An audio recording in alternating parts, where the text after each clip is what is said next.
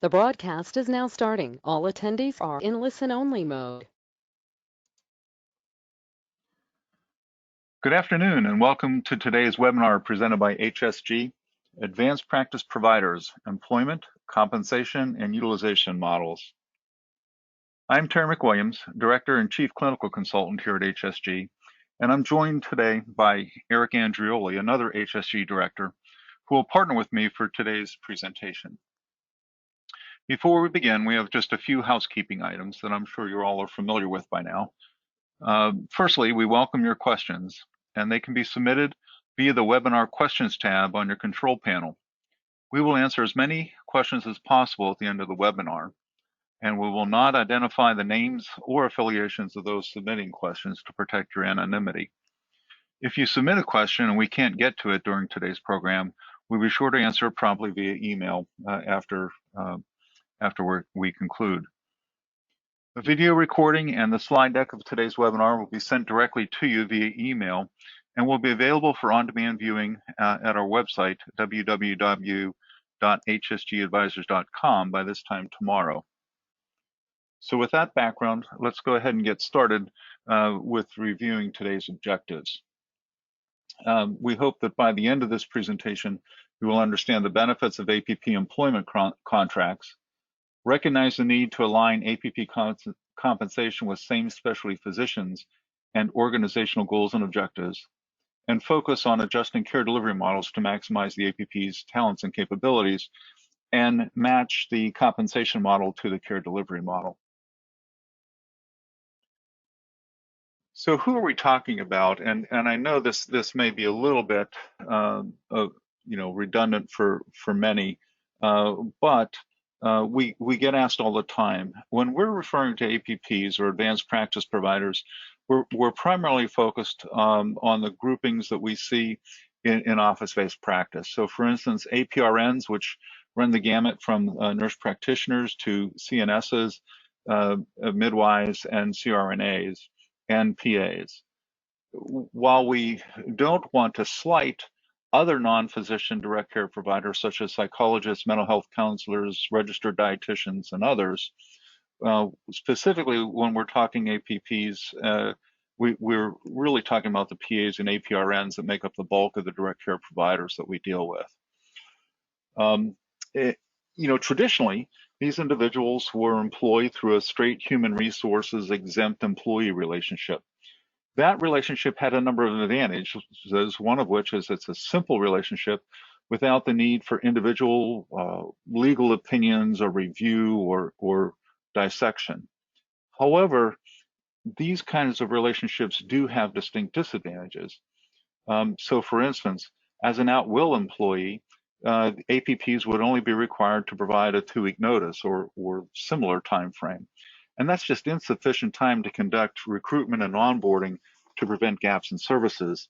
And as APPs become more and more instrumental in our care delivery process, we can't afford gaps with these providers, just as we can't afford gaps in our physician providers. Secondly, many of the HR exempt employee relationships lack details about explicit roles and responsibilities or positional expectations. These are much more commonly delineated in a contractual model and usually absent in the exempt employee relationship, at least with most of the groups that we've interfaced with. And finally, especially important to the APPs themselves, the exempt employee relationship does not really convey a status that's anywhere near comparable to physicians. They tend to perceive a persisting second-class citizen kind of perception or stereotype because most physicians are commonly employed via a detailed contractual relationship that explicitly outlines almost ad nauseum over many, many pages, the relationship between the physician and the organization. Many APPs look at the exempt employee relationship as the organization not considering them on a par with physicians or lending to a stature that would be consistent with a direct care provider. This has led many organizations to look at employing APPs through a contractual model. This does elevate the APP perception and others' perceptions of the status of APPs, and confers a level of respect that's afforded to their physician colleagues. It permits specific delineation of roles and responsibilities, compensation model, including incentives, and work and productivity expectations as well. Most importantly, as we mentioned with the traditional exempt employee model, most importantly, the contract tends to allow inclusion of longer without clause departure intervals. These typically mirror that of the physician contracts, which is usually up to 120 or 180 days, and allows for more proactive recruitment and replacement of the APPs. One of the things we've found, and Eric, I know that there was a group we worked with recently where the APPs were most concerned about the non-compete clause that's found in the physician contract that was very foreign to them. The APRMs in particular, drawing on their RN background, expect to be able to be free agents at will. And so the mention of a non-compete tended to create a little bit of consternation with that group in particular. As we look at another advantage of contractual models that's not explicitly stated above, it's the ability to outline a compensation model within it. And with that, Eric, do you want to go ahead and take us into that compensation model phase? Yeah, I sure will. And Terry, I think you teed that up very nicely, because once an organization has kind of made the decision to move to contractual arrangements and develop provider-specific compensation plans for their advanced practitioners, they have to consider what type of model and the frameworks for model. And as Terry alluded to earlier, even under contractual arrangements, many advanced practitioners are still paid under straight salary. A lot of organizations are still going with the straight salary model for advanced practitioners, and that has some advantages and some disadvantages. Certainly from the advantages standpoint, it's straightforward, it's understandable and predictable. And from a recruitment point of view, when the advanced practitioners are comparing offers between organizations, it's easily comparable, it's understandable, and because a lot of offers are that way, it again has advantages from a recruitment point of view. However, on the other side of the coin, there are some disadvantages.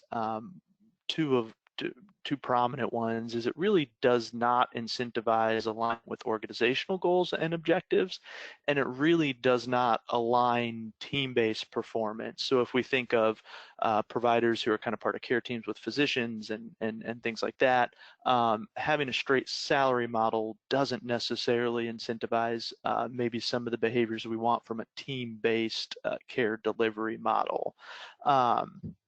And so from that standpoint, in terms of if we want to move on from a straight salary model and develop a provider compensation model, it's not that different to how we help organizations think about physician compensation. There's a variety of model frameworks that can all be applied based on specific needs or circumstances of an organization or of a group of providers. We already talked about straight salary, but certainly from the physician point of view, we see organizations who use revenue minus expense still. We see straight productivity. We see salary plus incentives. And each of those kind of frameworks has their own disadvantages and advantages and things they incentivize and potential pitfalls. But probably the one we've seen most commonly used on the physician side is that bottom framework, which is the salary plus incentives, which is a hugely flexible way to describe a wide variety of physician compensation models. But it's important to know that a lot of the same concepts that we think about from physician comp, and a lot of these same frameworks that we spend a lot of time talking on the physician comp side can be and should be applied when we're designing compensation for advanced practitioners. There are some kind of key considerations that we need to think through as we kind of move on to the next slide, because really we can't just take the exact same thought process from a physician compensation design process and apply it to advanced practitioners. Instead, there's some things we need to think of here. We call them kind of general rules of thumbs. But the idea, the goal is to align the APP and physician efforts, align their incentives and rewards, not only with each other, but also with the organization. And so certainly as we talk about that aligning with each other, we feel like it's very important to have those linked and to have those aligned, because if there's misalignment, the physician and the APPs could be looking at each other as though they're competitors. If you think about if they're fighting over work RVUs or things like that, it might create almost a competitive relationship, when instead we want an ally relationship. So they can think of, okay, how can everybody sit in the right seat on the bus, so to speak, to get the maximum amount of productivity or whatever goals we're trying to incent.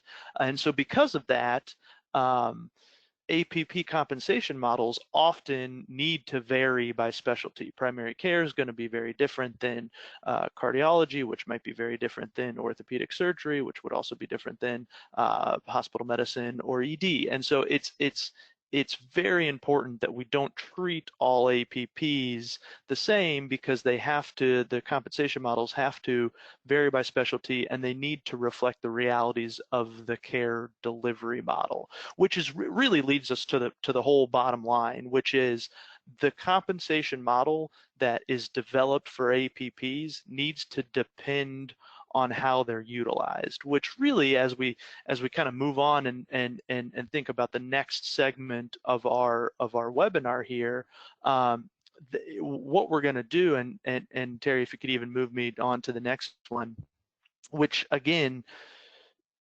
all kind of everything we talk about here forward kind of depends on this concept, where we're saying that compensation design must align with the utilization model, because we recognize that there are different utilization models for how APPs are used and how physicians and APPs work together. And so we're not saying that every model out there falls into one of these three categories, and we're not saying that these three categories represent every model out there, but certainly when we're talking about broad strokes and impacts on compensation design, we feel like there's three models, utilization models, that make sense to talk about, and that's APPs who see their own patients, those who cover shifts, and those who are part of a care delivery team. And so for each one of those three elements, we'll go through and we'll spend some time talking within each one about that utilization model, how APPs could be used most effectively within the models, compensation considerations for those utilization models, and then we'll also go through an example that we've loosely adapted from real life examples and client work we do, where we've actually developed models that are kind of honed into each of these care delivery models. And so we'll go through kind of real but blinded compensation examples within each of these three things. So first up is kind of the APPs who see their own patients. And Eric, the most common place that we see this example of the care delivery model is in primary care. And in this model, the individual effort and workload capture by the APPs is usually straightforward and readily apparent. And in this care delivery model, since the physicians and the APPs are functioning in a similar manner, the compensation model tends to be able to parallel for the APP tends to parallel that in place for the physicians in that same specialty or that same practice environment. And so, as Eric already mentioned, the base plus individual and group incentives model tends to work really well in this, and that would be our preferred model. And in this, there's a direct linkage between compensation and productivity, especially in determining the base and where incentives start to kick in. Key to this is the ability to have a downward adjustment of the base if the individual does not meet their base productivity expectations. If this element is not included in the model, in the compensation model, then this base plus incentives model behaves just like a straight salary model would, because if the individual is not internally motivated to achieve an incentive, there's no disincentive to not working hard. And that double negative, I guess, could be said differently, in that they're not incentivized to do any more than the minimum required of their contract.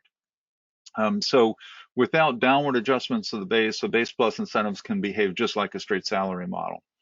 Similarly, if we limit it to just individual productivity incentives, then a base plus individual productivity incentives alone can function just like a straight RVU model, where you get paid a certain rate for the RVUs produced, and you're not getting the advantages of the base plus incentives, in which both productivity and non-productivity incentives can be aligned with organizational goals and objectives and associated with realistic stretch improvement targets to actually improve care delivered and achieve organizational goals.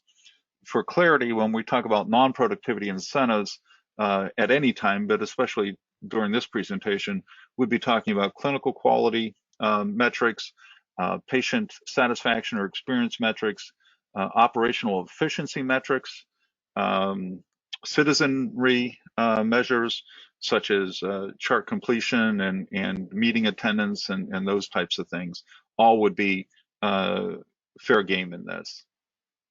We mentioned some other options, and there are some groups that have everybody on a straight RVU model, and there are some organizations that are going back to the straight salary model. We think a downside of the straight RVU model is that individual providers tend to become competitors as opposed to allies, which Eric outlined just a minute ago. And in a straight salary model, unless you adopt a plan like a well-known organization has, where individual providers are on one-year contracts, and if they fail to perform in that year, are not offered a renewal. But if they perform well, then they're offered a renewal. Those organizations also have huge infrastructure that supports and drives all of the elements that many organizations rely on their compensation model incentives to do. And so they have the culture and the infrastructure to drive the outcomes they desire, and therefore compensation becomes less of an issue in driving the desired behaviors of their providers. This care delivery model tends to reflect the relative autonomy determined by the individual skill set and assisted by risk stratification of patients, meaning when we say seeing their own patients, it's not necessarily the exact equivalent of the physicians, but they fulfill their niche in that process just as the physicians would. And in this element, we should at least give some time and attention to this whole shared visit concept. So if the physician is seeing a patient on his or her own, then the physician tends to be both a billing and rendering provider, and reimbursed at 100% by the payer. If the APP is alone in the evaluation of the patient, then the APP becomes the rendering and billing provider. And in most third-party payer relationships, the reimbursement is approximately 85% of what the physician reimbursement is. There is this concept of the shared visit that has a very specific definition noted in the Medicare Part B payment policy, which is this is a visit that is medically necessary and where both the physician and the qualified or credentialed APP each personally perform a substantive portion of an E&M visit face-to-face with the same patient on the same date of service. That's a long way of saying that both the physician and the APP do large portions of the evaluation of the patient. And so Medicare defines a substantive portion currently as involving all or some portion of the history, the exam, or the medical decision-making process, or it should be and medical decision-making process, which form the key components of an E&M service.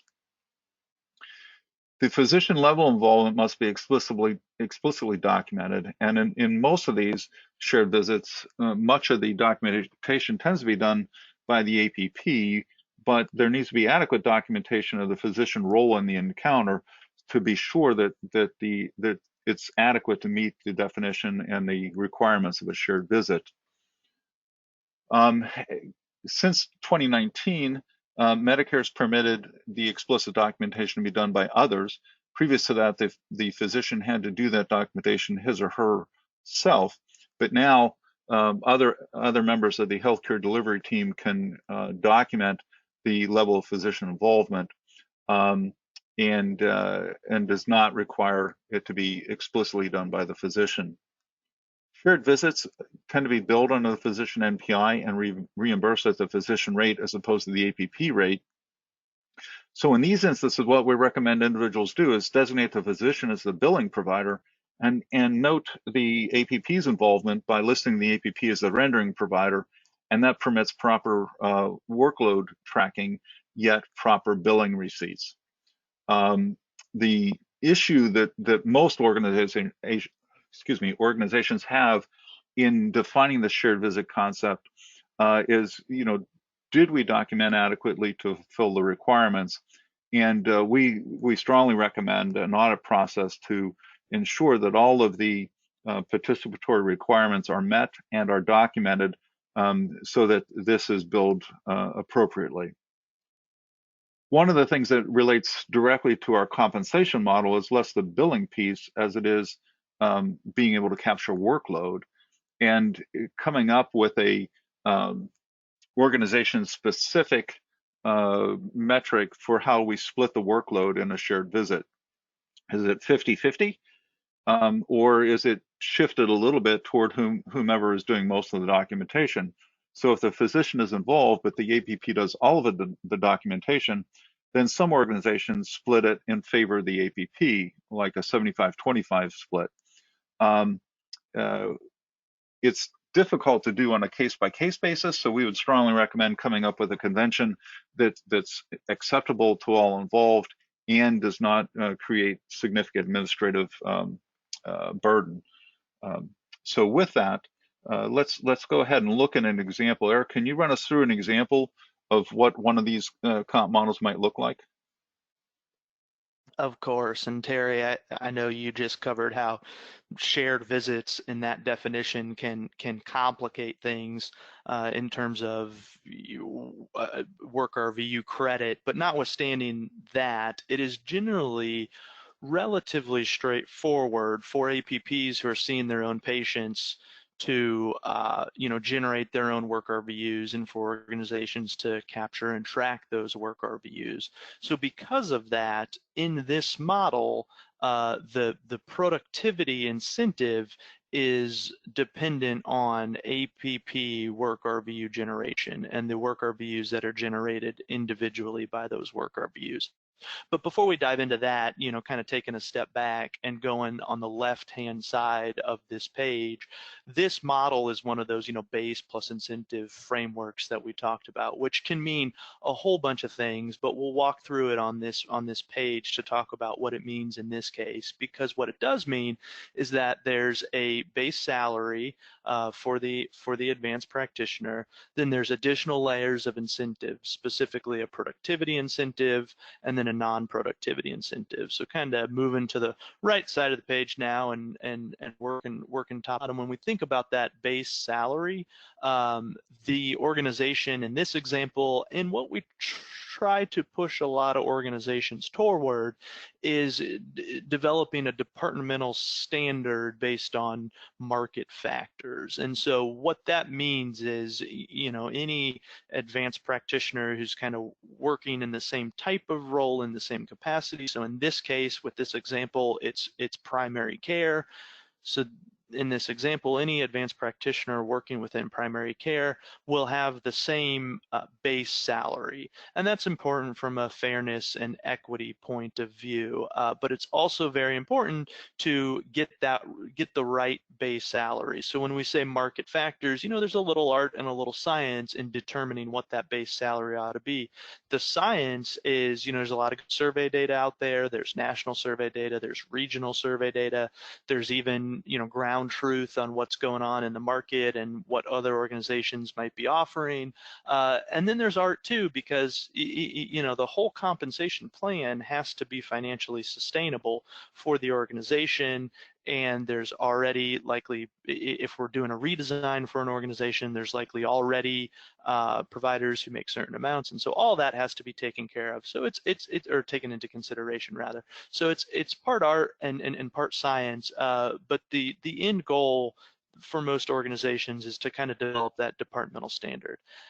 Along with that departmental standard for base salary is a standard rate per work RVU. And again, everything I just said about base salary maintains true for the rate per work RVU, because if it's $28, $29, $30, there's art and science wrapped all up into determining what that rate could be. And the rate's important because it's going to play a big role in the productivity incentive, which, as we're moving kind of down the page here, an example of this provider with a base salary of $90,000 and a rate per work RVU of $29. So if we take those two parameters can kind of flush out what we would expect from the rest of the productivity incentive, because as we think about that productivity incentive, the first thing we do is calculate the productivity threshold. And so that's the amount of work RVUs required before a provider starts earning that productivity bonus or productivity incentive.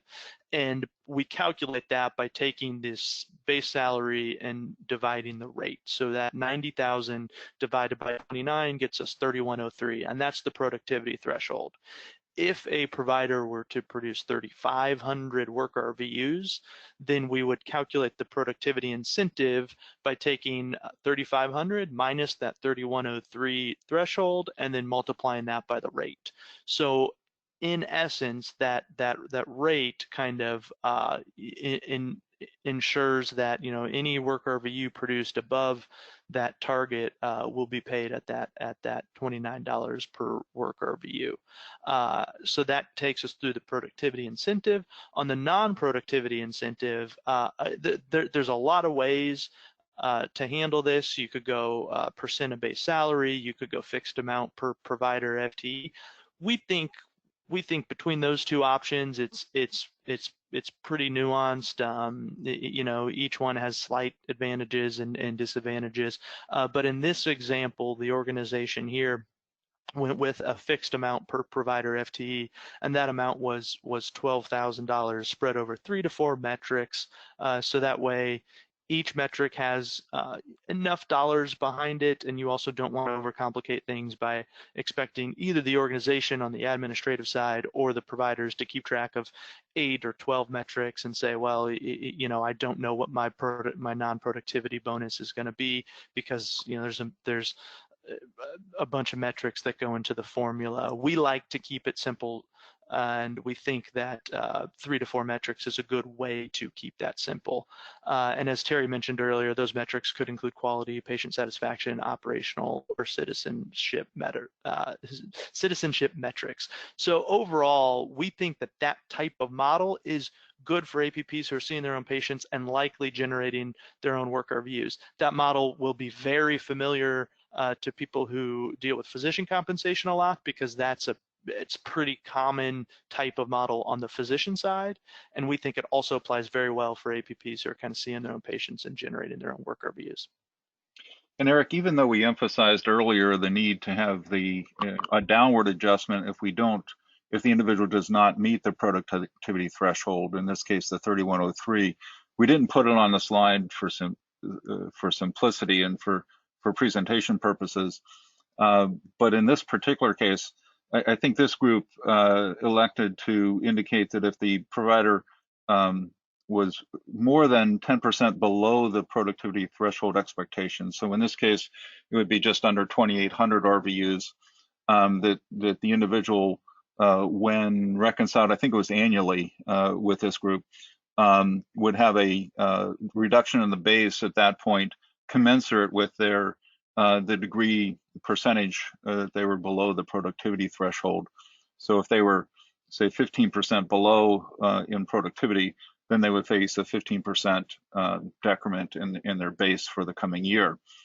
Another option for that, and one that I think we prefer over a commensurate, is if you have a greater than 10 or 15% shortfall in productivity, to cap the degree of decrease any given year, so that an individual does not face a significant or a huge decrease in base. And so perhaps capping at 10 or 15% allows for that buffering, I guess is the best word for that. We also recommend when looking at not meeting the base, or were there reasons for that? Were there any extenuating circumstances that caused the individual not to be able to meet their expected level of productivity, such as extended family medical leave or something of that nature? And if that's the case, then those would be taken into account. And then one more point, if I could, Eric, before, and I'm sorry to keep rambling on about this, but of course. one advantage that we see in a single rate per RVU is that if that individual does have a decrease in the base in the coming year, if the individual produces at a level that they would have otherwise produced at, they will still get paid at the same rate. So if you had two APPs producing at 3,500 RVUs in that year, regardless of where their base started, they would end up being reimbursed at the same amount or compensated at the same amount, given that the rate per RVU is the same. Did I say that well enough, Eric? Yep.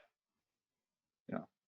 So the person isn't penalized if they do come back and have a stellar performance, but by the same token, the organization is not penalized by individuals who aren't achieving the base productivity expectations. So sorry I complicated what we're trying to keep uncomplicated, but since we mentioned that so much earlier, I figured we maybe shouldn't ignore it.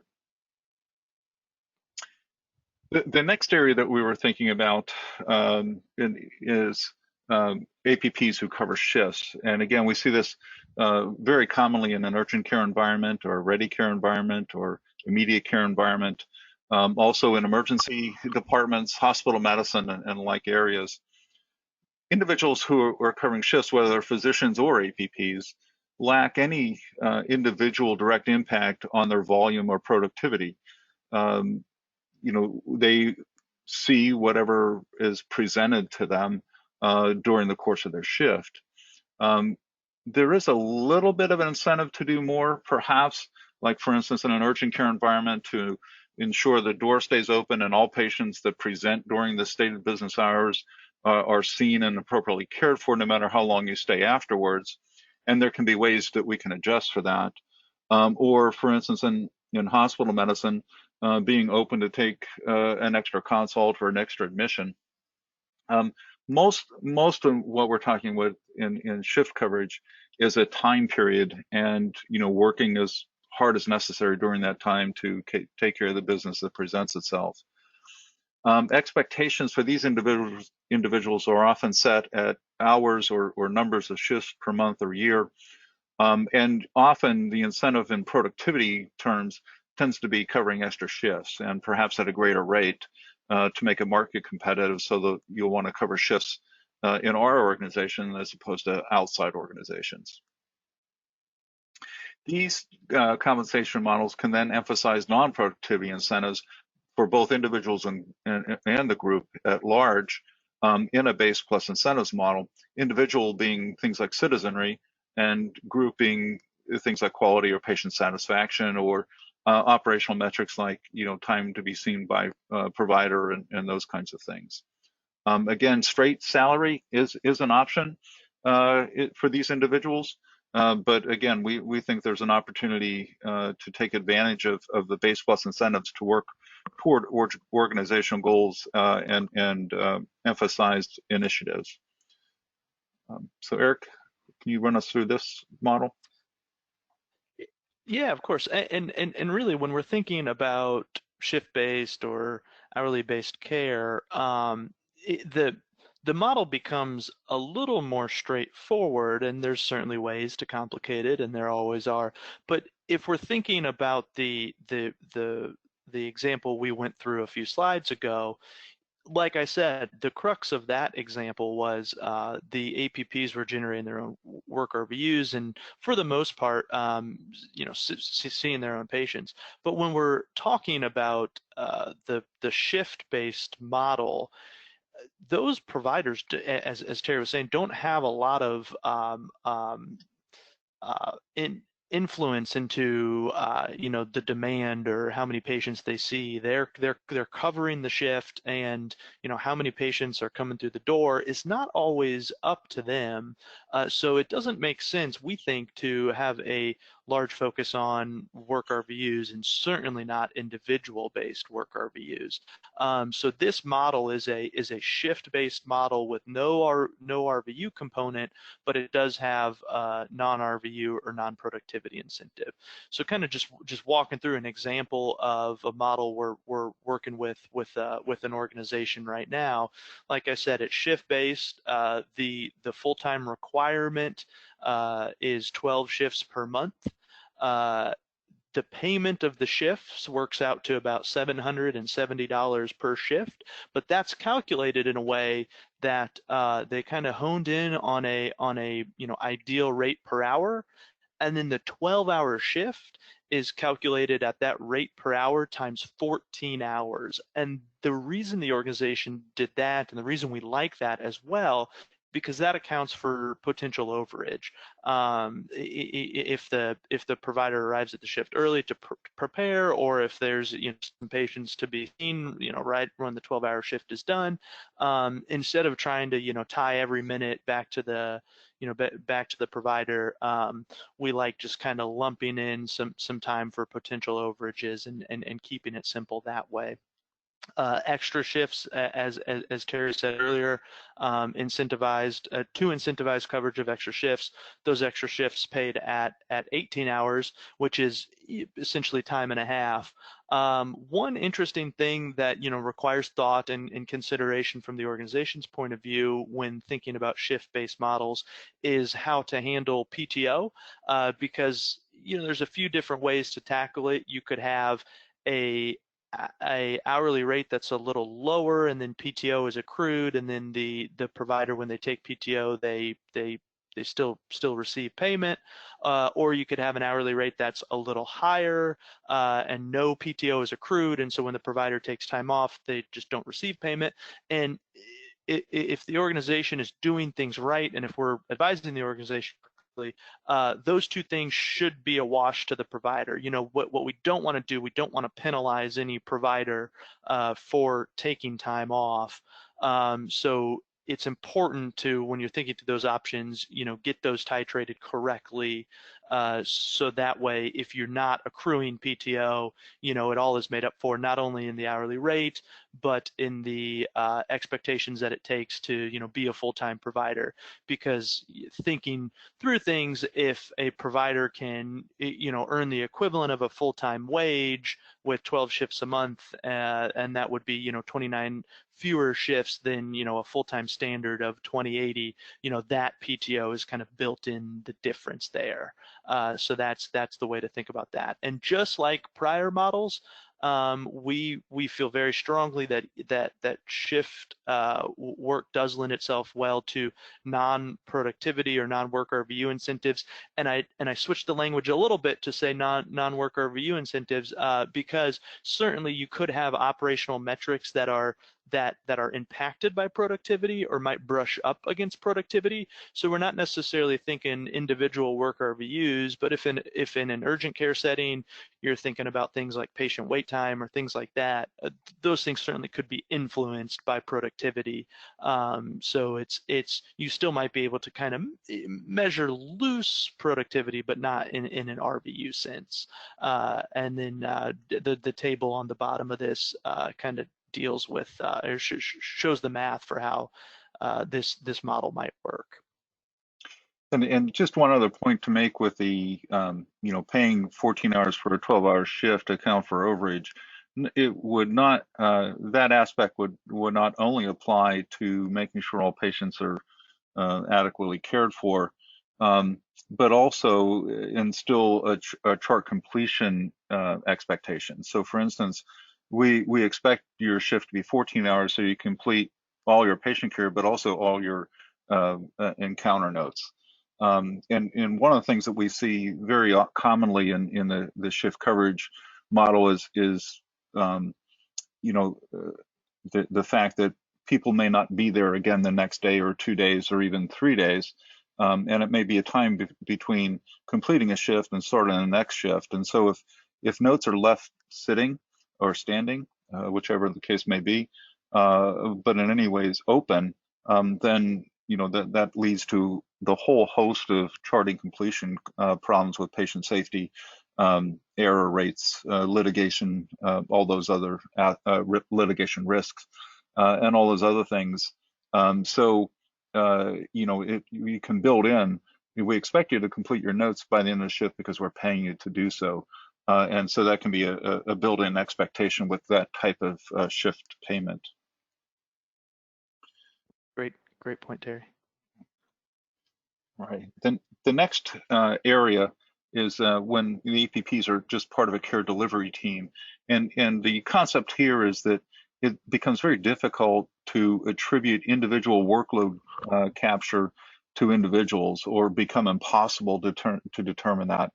In these instances, billing and workload is usually captured under the physician member of the team, and the APP's work is sometimes not evident. And then sometimes they don't get credit for the work that they're doing, both literally and figuratively. But part of that can create potential risk of physicians being compensated for services that were not, quote, personally performed, which is a stark requirement that physicians only be compensated for services that are personally performed. And so capturing effort as a team provides a mechanism to promote efficient and effective team performance, but also account for everybody's contribution to that team effort. And that can be applied to both the productivity and the non-productivity incentives that we've been talking about all along. One thing to be sure of, and there are some organizations that do this extremely well, but some others that have areas of opportunity in this, is making sure that individually attributable items are captured for revenue generation. So, for instance, on the part of the APP, a common area that's missed are first assistant fees, but also when procedures are performed. So, for instance, in the example of orthopedics, cast or splint placements and other things that can be captured separately need to be captured separately for maximum revenue generation. As noted in bold, we if you couldn't tell the pattern here, we think base plus incentives is a good way to go. And it's also, if you couldn't tell, base plus incentives does not mean a single compensation model. It's just a framework upon which to build. And so we think that a base plus incentives that have group productivity and non-productivity incentives for both the physicians and APPs help promote the team concept of care. And then there can be individual things like citizenry, like meeting attendance and chart completion, that can be applicable as well. We're going to talk about two different specialties relatively quickly. The first is an example of an orthopedic practice with an orthopedic surgeon and two PAs. And when we look at how the PAs are utilized in this particular care team, this practice decided to schedule the patients on the individual PA's schedule, and the orthopedist saw each patient that presented to the practice. That was very important to the lead orthopedist, well, the orthopedist in this practice. So the PA would conduct an evaluation, discuss things with the orthopedic surgeon. The orthopedic surgeon would come in and participate in the care of the patient to varying degrees. The PA completed the visit and the patient education and the documentation of the visit while the orthopedist went to the other, etc. The PA's schedule was designed so that the two PAs had alternating patient arrival times to try to even out the flow of the day. And the schedule permitted adequate time to complete the encounters and also permitted same-day access. So this group worked on a number of things all at once to try to allow the most efficient and greatest access of the patient to the practice as possible. So their design actually essentially created two full schedules of patients covered by a single orthopedist that again enhanced access to the practice. The PAs also were specifically trained in splitting and casting techniques and therefore did these functions as well. And that had applicability not only in the office, but for emergency department call on the inpatient units and even in the operating room. On the inpatient side, they assisted with rounding functions, and then in the OR, they also did a tag team so that one PA was in the case while the second was available to do the perioperative assessment, the 24-hour update kind of thing with the next patient to be scheduled. And that PA that was not in the case was then able to triage or address issues from the office, ED, and inpatient unit for the team. And then their roles reversed. So the PA that was with the case stayed with the patient through the end of the case and the initial post-op interval, and then worked to do the 24-hour update, et cetera, with the next patient, while the PA that worked with patient number 2 followed that patient into the OR. And the PAs were skilled enough that they could do a lot of the early and late parts of the case and free the surgeon up then to speak with family, dictate the op report, and do those types of things. And so this group was very professionally fulfilled in both the orthopedists and PA's perspectives. It did, in fact, enhance patient access and increased practice revenue, which far outperformed the increased expense of having two PAs for one surgeon. And that led to this type of compensation model. Yeah, and I guess for people who are paying attention, and I'm hoping and thinking some are, if you're looking at the left side of the screen, it looks pretty familiar in the sense that, hey, we're having a base salary, we're having a productivity incentive, we're having a non-productivity incentive, and so the sandwich, the non-productivity incentive and the base salary, the ends of that sandwich, I won't spend a ton of time talking about because they would be pretty similar among the model we talked about earlier with primary care. However, the difference is in that productivity incentive, because you can imagine in the situation Terry was just talking about, and really in any situation where the PAs are doing some things that generate work RVUs, but not everything they do generates work RVUs, and the goal is to really have everybody work together as a very productive, very cohesive unit. You can't have a productivity incentive based on individual work RVUs, certainly not for the PAs, but you do want to reward them for being part of a very productive team. And so that's where the productivity incentive that's on this page comes into play, because what the organization did and what the group did is said basically, okay, how many work RVUs would this group produce if every provider was working at the 65th percentile? And that number was 15,310. When they opened up the MGMA data, those were the numbers at the 65th percentile, and that's what the group was. And so once that number was established, once that target was established of 15,310, the organization then took a step back and said, okay, we don't care who produces the work RVUs. we want you three to work together in the way that's most beneficial for you and is going to get maximum group productivity. And so we're not going to really care or keep, but they kept track, but from a compensation point of view, they weren't going to care about where the work RVUs came from. So if the group produced 18,000 work RVUs in the bottom kind of half of the example on the productivity incentive, if the group produced 18,000 work RVUs, that was 2,690 in excess of that target of 15,310. And what the group did is they divided those work RVUs equally 3 ways over the physician, the AP, and the two PAs. So each provider got an equal share of the overage, which was 897 work RVUs. So that's that 2690 divided by 3.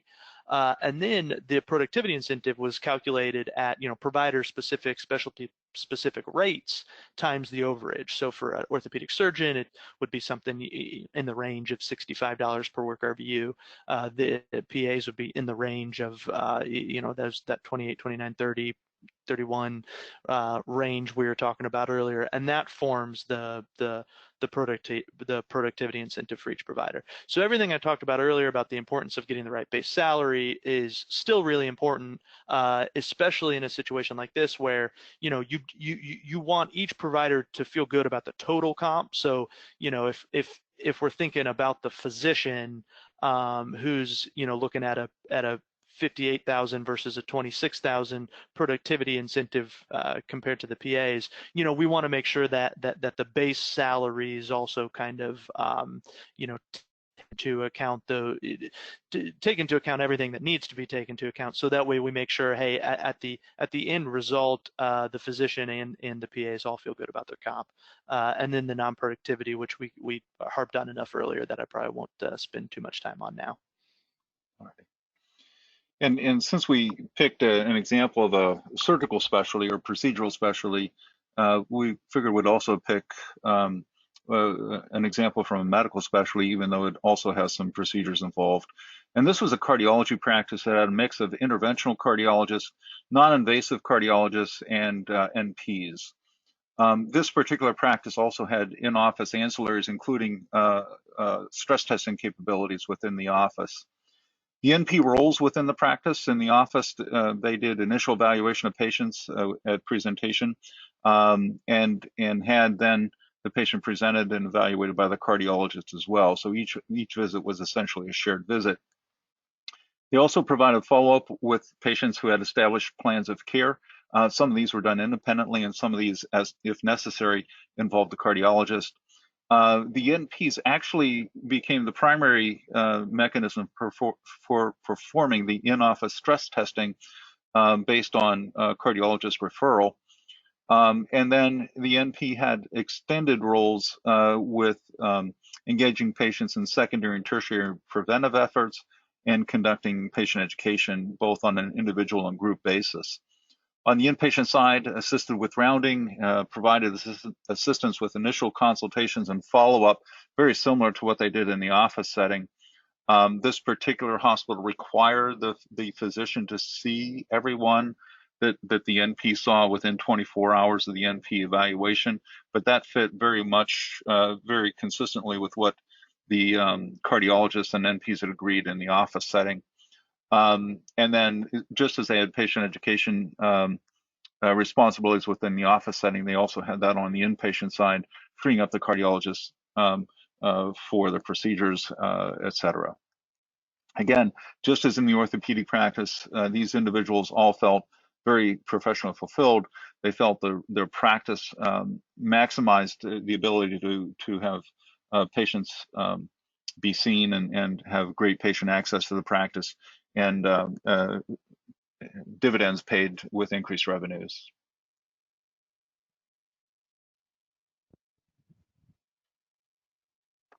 And so if we're again, for purposes of example, again here the same type of framework where we have base salary, productivity incentive, non-productivity incentive. Here, just like before, the most interesting rung of this equation is that productivity incentive. And here it's similar, but also a little different because the compensation dynamics around the group that moved to this compensation model, it was kind of an interesting dynamic because the APPs and the physicians were collectively a very, very productive group. The physicians had their own standard kind of worker view driven productivity models, and so the physicians were doing very, very well under that model. The APPs were allowing for that productivity to happen on the physician side, a fact that the physicians acknowledged, and they said there's no way we'd be able to be this productive and generate this many worker views without our NPs. But the NPs were on a straight salary, and so they were kind of seeing the physicians generate all these work RVUs. The physicians get work RVU bonuses, but they didn't really have an upside. And everybody acknowledged, the organization, the physician, that they were working very hard, that they were a very important part. So there was an appetite for both the physicians and the organization to create upside for the nurse practitioners.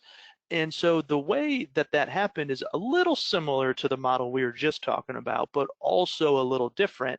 It's similar in the sense that the first question that was kind of asked was to say, okay, well, a group of our size and our provider mix, what RVUs would we expect if each provider was working at the 25th, 50th, 75th, so on percentiles?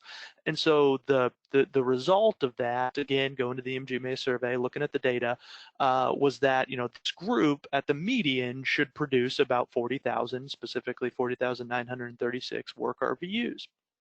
At the 75th, it's that 52,491 number. And so that's starts out as similar to what we were just talking about. However, the difference comes in kind of the way that those dollars are paid out, because here what the organization did, since the nurse practitioners already had the base salaries they were on, and just wanted to add the productivity layer, what the organization did is it created tier based on where the group total RVUs were against that MGMA data, and then the nurse practitioners were eligible for a productivity incentive based on a percentage of their base salary. So if the group hit collectively the 50th percentile, that median number of 40,936, each nurse practitioner would earn 5% of their base salary on top of for the productivity incentive, and that as the tiers went up, the percentages went up as well, and so that was the group that implemented this model did it about a year and a half ago, and overall felt very good about it. They really like this model still, and in fact, one of the interesting tidbits about this is the physicians recognize the need to create incentives for the APPs so much that they actually took a decrease on their work RVU rate for their own personal productivity bonuses, and not a big decrease, but a little bit of a decrease in their work RVU rate to essentially, free up some dollars and try to create, as close to a budget neutral plan as they can. And that was how strongly the physicians felt about the MPs, being enablers of their high productivity. So that's a good story there. That's a great story there, actually. But especially for cardiologists, Eric. I just had to say that. Of course, and you can in a way that I can't, so that's good. But yeah, that's our last example, which kind of brings us to the conclusion. So if you remember way back in the beginning of things, we talked about how APPs have traditionally kind of been viewed in a certain type of way, have been kind of compensated and utilized differently from a contractual standpoint than physicians. And we talked about how creating the employment contracting process and aligning compensation arrangements can reap big benefits in terms of operational benefits and enabling team-based models.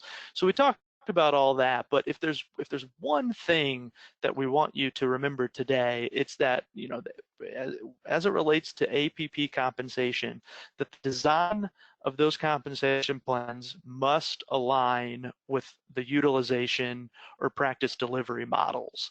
And we talked about if APPs are seeing their own patients, that permits individual determination of effort and workload, and that can usually parallel physician compensation models via individual worker reviews. We talked about covering shifts, and usually that's a shift-based payment model. We do like to see non-RVU incentives on top of that. We talked about APPs who are part of a care delivery team, and how individual workload and capturing of individual workload can be a little tricky. So group productivity models are really what's needed for a group like that. And so with that, we're about at 3, but Terry's got a little bit more information on where else to find additional resources from HSG. Yeah, so just very quickly, we have several articles and an earlier webinar, actually from a couple of years ago, that you might be interested in as we look at this. So we have an article about the same topic, about employment and compensation, who we're talking about and the differences. This is especially for those who wonder about the alphabet soup of APP-ness. The impact on physician compensation. We stayed away from that today. But there, we talked about aligning the two, but allowing for collaboration and compensating for collaboration in physician comp models is an important key. And again, some of the things about incorporating APPs in your practice. So looking at the questions bar, and there are a couple. Considering the time, we'll beg your indulgence, and we'll get to each of the individuals by email just after this presentation to make sure that we address your concerns. As we close today, we'd like to thank you for participating in today's webinar, and we hope that you will join us for future webinar events as noted on this slide, and these are all open for registration at the present time. Registration details are available on our website. As we mentioned earlier, an audio recording of today's presentation and the slide deck will be sent directly to you via email, and they'll be available for on-demand viewing on our website by this time tomorrow. Please feel free, in addition to the questions that we will follow up with that were submitted, please feel free to contact us directly or visit us through our website at hsgadvisors.com. Thank you once again, and we hope you enjoyed the presentation, and we especially hope that you have a great day today and a great weekend coming up. Thank you much. Thank you.